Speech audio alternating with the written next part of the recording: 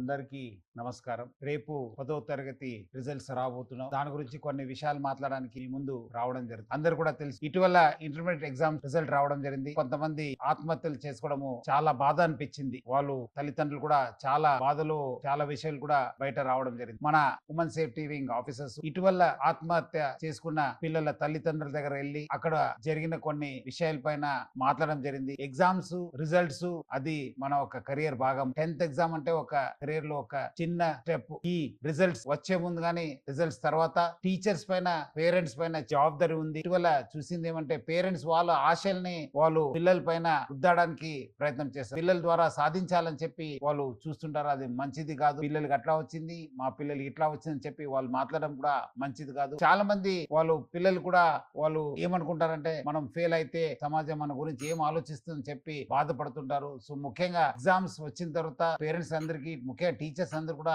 ఎవరెవరు ఇలాంటి తక్కువ మార్క్స్ వచ్చిన పిల్లలతో చాలా టైం గడపాలి. పేరెంట్స్ వాళ్ళతో ఉండాలి, వాళ్ళకు ధైర్యం నింపాలి, అట్లానే వాళ్ళకు తెలియపరచాలి. ఎగ్జామ్స్ అనేది ఒక చిన్న స్టెప్. రెట్టింపు ఉత్సాహంతో రాసి ఇంకా ఎక్కువ మార్క్స్ తీసుకోవడానికి ఒక మంచి అవకాశం అని చెప్పి పాజిటివ్ ఫీలింగ్ తీసుకోవడానికి వాళ్ళు ప్రయత్నం చేయాలి. ఈ అనాలిసిస్ లో బయటపడింది ఏమంటే, ఇలాంటి పిల్లలు కొంతము సింగల్ గా ఉండడము, మౌనంగా ఉండడము, గదిలో ఉండడము, లేదంటే అన్నం తక్కువ తినడము, లేదంటే లైఫ్ లో ఏదో పెద్ద కోల్పోయినట్లు వాళ్ళ ఒక బిహేవియర్ ఉంటుంది. దాన్ని పేరెంట్స్, టీచర్స్ గమనించాలి. కొంచెము ప్రోత్సహించే విధంగా వాళ్ళతో ఎక్కువ మాట్లాడడం. కానీ పేరెంట్స్ చాలా మంది, ఇప్పుడు ఫాదర్ కూడా బయట పోతారు, మదర్ కూడా బయట పోతారు, పిల్లలు ఒకరే అయిపోతారు. అలాంటి సమయం కూడా ఈ ఆత్మహత్య చేసుకోవడము మనము గమనించాను. మీరు ఈ టైంలో వాళ్ళతో ఎక్కువ టైం స్పెండ్ చేయండి. అవసరమైతే మీరు లీవ్ పెట్టి పిల్లలతో టైం గడపండి. టీచర్స్ పైన కూడా చాలా ఒక పెద్ద రెస్పాన్సిబిలిటీ ఉంది. మార్క్స్ వచ్చిన వాళ్ళు 100 out of 100 వచ్చిన వాళ్ళతో టైం గడపకుండా మీరు ఇలాంటి మార్క్స్ వచ్చిన పిల్లలతో ఎక్కువ టైం గడపండి. వాళ్ళతో ఫోన్ లో మాట్లాడండి, లేదంటే పిలిపించి మాట్లాడండి, లేదంటే ఇలాంటి 4-5 పిల్లలతో కలిసి ఎంకరేజ్మెంట్ అయ్యే విధంగా మాట్లాడండి. కానీ వాళ్ళని ఒంటరిగా వదలొద్దు. ఎందుకంటే దీని వల్లనే వాళ్ళకి రకరకాల ఆలోచన రావడము, సమాజం గురించి, కెరియర్ గురించి చాలా ఏదో పెద్ద కోల్పోయినట్లు వాళ్ళు చేస్తుంటారు. ఎందుకంటే విద్యార్థులు ఎటువంటి పరిస్థితుల్లో ఆత్మహత్య లేని ప్రపంచాన్ని, సమాజాన్ని మనం నిర్మించాల్సిన బాధ్యత మా అందరి పైన ఉంది. టీచర్స్, పేరెంట్స్ వాళ్ళు ఆల్రెడీ ఇప్పటి నుంచే నాకు మార్క్స్ తక్కువ వస్తుంది, నాకు అట్లా వస్తుంది అని చెప్పి మాట్లాడుతుంటారు. వాళ్ళు ఇప్పటి నుంచే మీరు వాళ్ళకి మెంటల్ ప్రిపేర్ చేసి ఏ మార్క్స్ వచ్చినా మనకు మంచి జరుగుతుంది, what ever happens for the best అనే ఒక పాజిటివ్ కాన్సెప్ట్ తోని